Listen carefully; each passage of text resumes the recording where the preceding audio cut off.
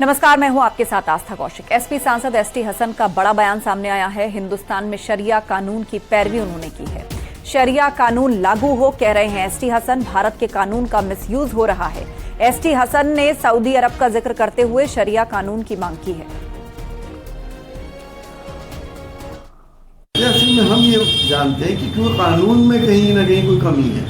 अगर मैं ये कहता हूँ कि शरीयत का कानून लागू होना चाहिए तो बहुत से लोग एक एक बारी उछल जाएंगे क्योंकि इस्लामी फोबिया है उन लोगों को। लेकिन ये एग्जाम्पल दुनिया के सामने है कि सऊदी अरेबिया के अंदर रेप क्यों नहीं होते, सऊदी अरेबिया के अंदर मर्डर क्यों नहीं होते, चोरियाँ क्यों नहीं होती। एक इंसानियत के लिए अगर उन कानूनों को लागू कर दिया जाए कि शरीयत के कानून लागू हो जाए तो रेप नहीं होंगे। और इस वक्त राकेश त्रिपाठी हमारे साथ जुड़ चुके हैं, बीजेपी प्रवक्ता फोन लाइन पर। राकेश त्रिपाठी जी, सबसे पहले आपका रिएक्शन। एसपी सांसद एसटी हसन ने हिंदुस्तान में शरिया कानून की पैरवी की है और जब उनसे हाल ही में हो रही जो बलात्कार की घटनाएं हैं उसको लेकर सवाल किया गया तब उन्होंने ये बात कही। समाजवादी पार्टी का मूल चरित्र है, समाजवादी पार्टी तुष्टीकरण के लिए किसी भी हद तक जा सकती है और इसीलिए समाजवादी पार्टी के नेता लगातार इस तरह के बयान देते हैं। देश संविधान से चल रहा है, देश आईपीसी सीआरपीसी के आधार पर चलेगा, देश में संविधान के तहत बने हुए कानूनों के आधार पर चलेगा, देश किसी मजहबी कानून के आधार पर नहीं चल सकता है। बावजूद इसके बार बार शरिया कानून की बात करके ये मजहबी तुष्टीकरण करने का जो प्रयास करते हैं, ये प्रयास समाजवादी पार्टी को बहुत महंगा पड़ेगा। बिल्कुल। और वो कह रहे थे, उन्होंने सऊदी अरब का एग्जाम्पल दिया और कहा कि वहां बताइए, वहां दुष्कर्म जैसी घटनाएं नहीं होती, चोरियां नहीं होती, अपराध नहीं होता, लेकिन आज यहां हम उस तरह के कानून की बात करेंगे तो कुछ लोग उछल पड़ेंगे। किसकी तरफ उनका इशारा? देखिए, भारत एक डेमोक्रेटिक कंट्री है, भारत कोई थियोक्रेटिक स्टेट नहीं है, भारत कोई मजहबी राज्य नहीं है। इसलिए हर राज्य की, हर देश की भिन्न भौगोलिक, सामाजिक, आर्थिक परिस्थितियां होती हैं। इसके आधार पर तुलना करना ये ठीक नहीं है।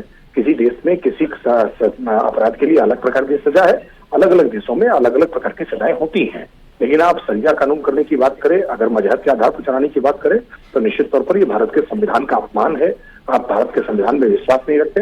मैं तो सवाल पूछ रहा हूँ आज समाजवादी पार्टी के मुखिया अखिलेश यादव जी से कि क्या वो एसटी हसन की बात को इंडोर्स करते हैं, क्या उनकी बात से सहमत है? क्या अखिलेश यादव और समाजवादी पार्टी चाहती है कि वो इस देश में शरिया कानून लागू हो जाए? क्या इस देश में चोरी के लिए हाथ काट दिए जाए? देखिए, ये शरिया कानून की बात करना बहुत हास्यास्पद है। ये इस प्रकार की बातें करके मजहबी कट्टरपन फैलाना चाहते हैं, क्योंकि उत्तर प्रदेश में पहले जो सांप्रदायिक दंगे होते थे, आज वो सांप्रदायिक दंगे योगी आदित्यनाथ सरकार ने पूरी तरह से रोके हैं। ये बात समाजवादी पार्टी के लोगों को रास नहीं आ रही और इसीलिए समाजवादी पार्टी के लोग लगातार ये प्रयास करते हैं कि कैसे मजहबी उन्माद भड़काने के लिए कट्टरपंथी बातें की जाए, लेकिन ऐसी कट्टरपंथी बातों से समाज पर कोई प्रभाव नहीं पड़ रहा। बहुत शुक्रिया राकेश त्रिपाठी जी। एक बार फिर से सुनाते हैं क्या कुछ कहा एसटी हसन ने। असल में हम ये जानते हैं कि क्यों कानून में कहीं ना कहीं कोई कमी है। अगर मैं ये कहता हूँ कि शरीयत का कानून लागू होना चाहिए तो बहुत से लोग एक एक बारी उछल जाएंगे क्योंकि इस्लामी फोबिया है उन लोगों को। लेकिन ये एग्जाम्पल दुनिया के सामने है कि सऊदी अरेबिया के अंदर रेप क्यों नहीं होते, सऊदी अरेबिया के अंदर मर्डर क्यों नहीं होते, चोरियाँ क्यों नहीं होती। एक इंसानियत के लिए अगर उन कानूनों को लागू कर दिया जाए कि शरीयत के कानून लागू हो जाए तो रेप नहीं होंगे। रामपुर में जौहर यूनिवर्सिटी को लेकर बड़ा खुलासा हुआ है। दावा किया जा रहा है कि आजम खान ने यूनिवर्सिटी निर्माण में सरकारी विभाग के पैसे लगाए और उसकी जांच में इनकम टैक्स के बाद अब ईडी की एंट्री होने वाली है। दूसरी तरफ आजम खान के कब्जे से जौहर शोध संस्थान की इमारत खाली कराने के बाद अब सपा कार्यालय खाली कराने की तैयारी की जा रही है। आपको रिपोर्ट दिखाते हैं कैसे आजम खान ने रसूख के बलबूते सरकारी फंड के साथ सरकारी जमीन का भी गलत इस्तेमाल किया। इस पर सियासी संग्राम छिड़ा है।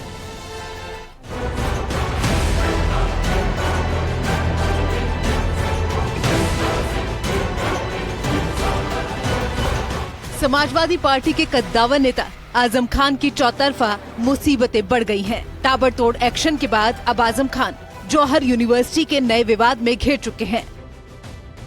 पहले से ही जौहर यूनिवर्सिटी पर सरकार के आदेश से अधिक जमीन अधिग्रहण का मामला चल रहा है। इसके निर्माण में नियमों की अनदेखी के बाद आयकर विभाग की नजर गई और छापेमारी के बाद आयकर विभाग के हाथ ऐसे कागजात लगे हैं जिसमें सरकारी विभागों के पैसे को निजी विश्वविद्यालय के निर्माण में खर्च किए जाने की बात सामने आई है। दावा किया जा रहा है कि जौहर के निर्माण में सरकारी पैसा खर्च हुआ। 6 विभागों ने जारी किए 106 करोड़ रुपए। पीडब्ल्यूडी ने 17.16 करोड़ रुपए जारी किए। जल निगम ने 53.56 करोड़ जारी किए। आईटी की रेड में मिले कागजात से खुलासा। निजी यूनिवर्सिटी के निर्माण में सरकारी पैसे के खर्च का कोई प्रावधान नहीं है। माना जा रहा है कि आजम खान ने पिछली सरकार में अपने रसूख का इस्तेमाल करते हुए इस राशि को यूनिवर्सिटी निर्माण फंड में ट्रांसफर कराया।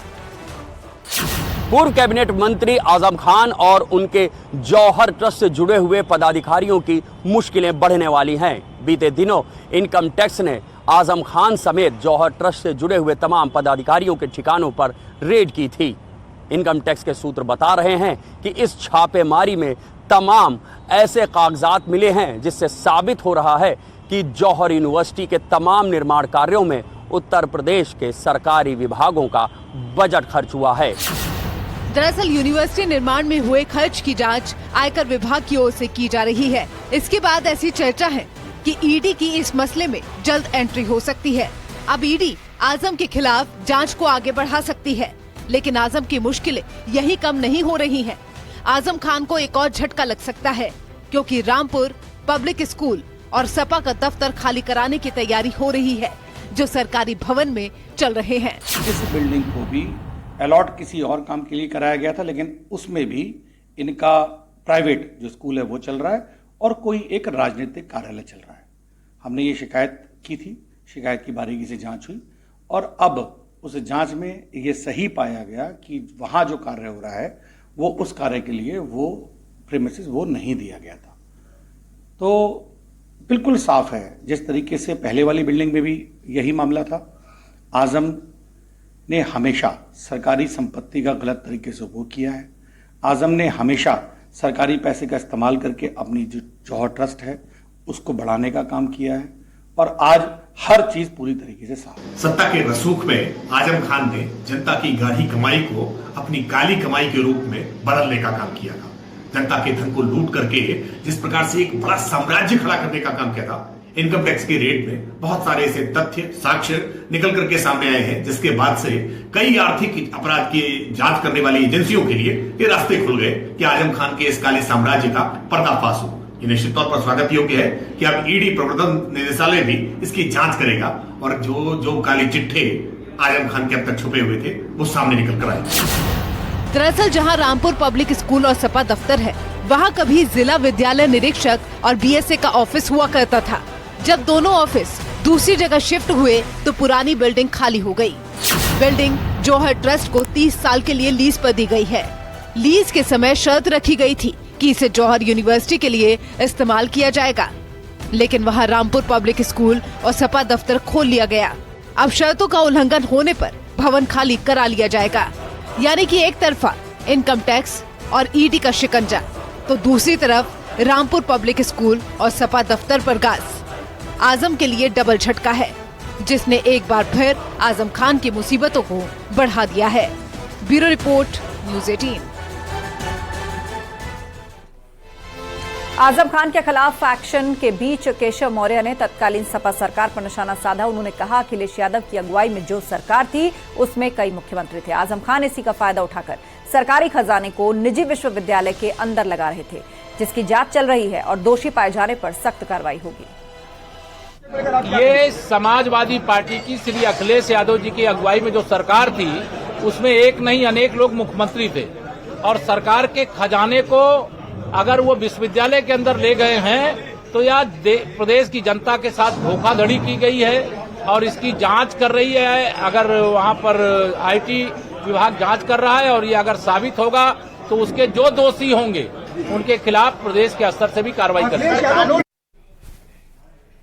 मिशन 2024 फतेह के लिए बीजेपी इन दिनों युद्ध स्तर पर तैयारी कर रही है। मोदी योगी सरकार की उपलब्धियों के साथ बीजेपी आबादी यानी कि महिलाओं को साधने की कवायद में है।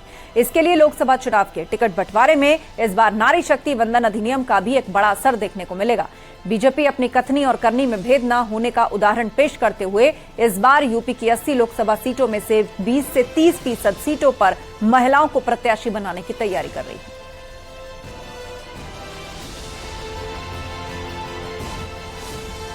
2024 फतेह के लिए भारतीय जनता पार्टी आधी आबादी यानी कि महिलाओं को साधने की कवायद में अभी से जुट गई है, जिसके तहत उत्तर प्रदेश में 2024 के लोकसभा चुनाव में नारी शक्ति वंदन अधिनियम का भी एक बड़ा असर देखने को मिल सकता है। दरअसल बीजेपी उत्तर प्रदेश की 80 में से 20 से 30% सीटों पर महिलाओं को उम्मीदवार बनाने की तैयारी कर रही है, जिससे एक और जहां कुछ मौजूदा पुरुष सांसदों के टिकट कट सकते हैं, तो वहीं भारतीय जनता पार्टी 2019 में 11 टिकट देने के बजाय अब उनकी संख्या 20 के ऊपर कर सकती है।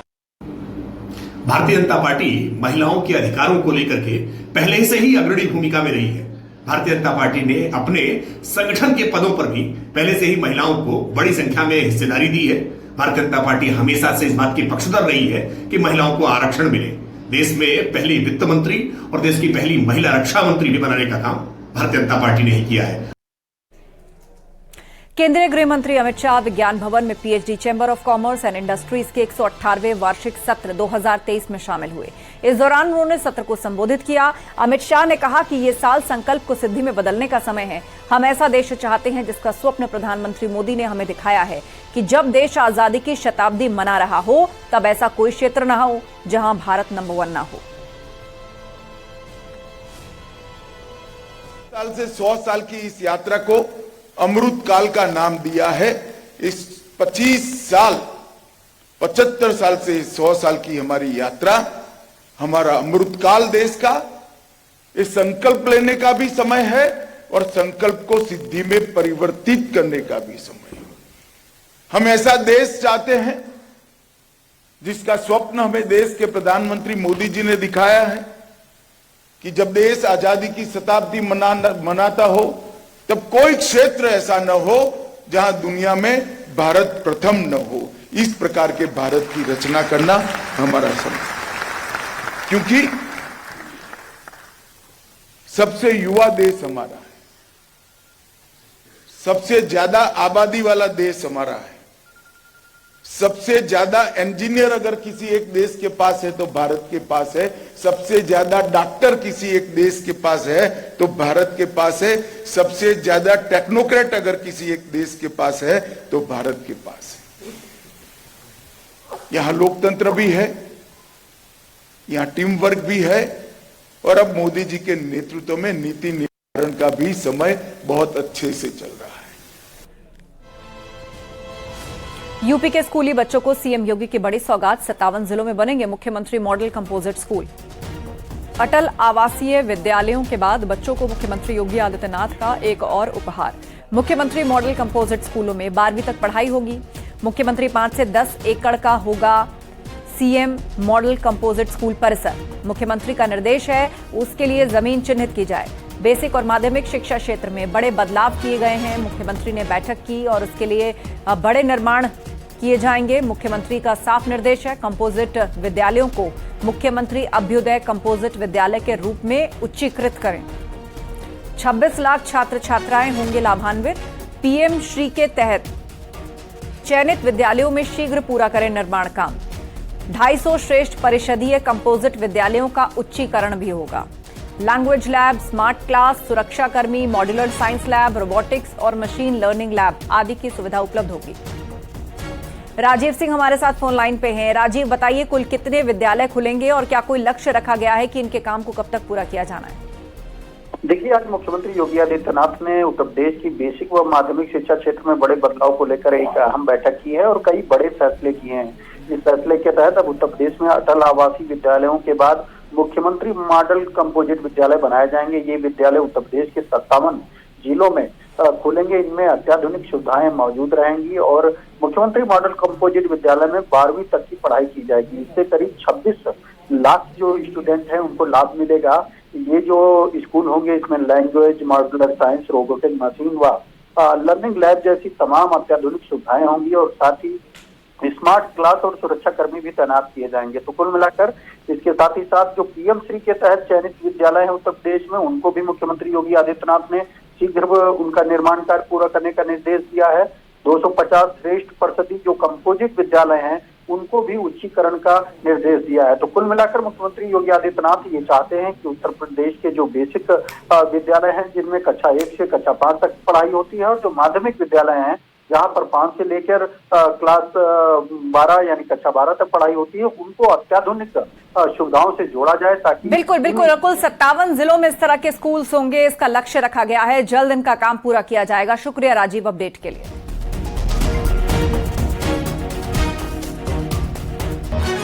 और एशियन गेम्स में बागपत के शूटर्स ने यूपी का नाम रोशन किया है। बिनौली के अंगदपुर गांव के रहने वाले अखिल श्योराण ने 50 मीटर 3 पोजीशन राइफल टीम स्पर्धा में गोल्ड जीता है। इससे पहले भी अखिल श्योराण ने अजरबैजान में हुई विश्व शूटिंग चैंपियनशिप व्यक्तिगत स्पर्धा में कांस्य और टीम स्पर्धा में स्वर्ण पदक जीतकर ओलंपिक कोटा भी हासिल किया। अखिल की इस कामयाबी पर गांव में जश्न का माहौल है।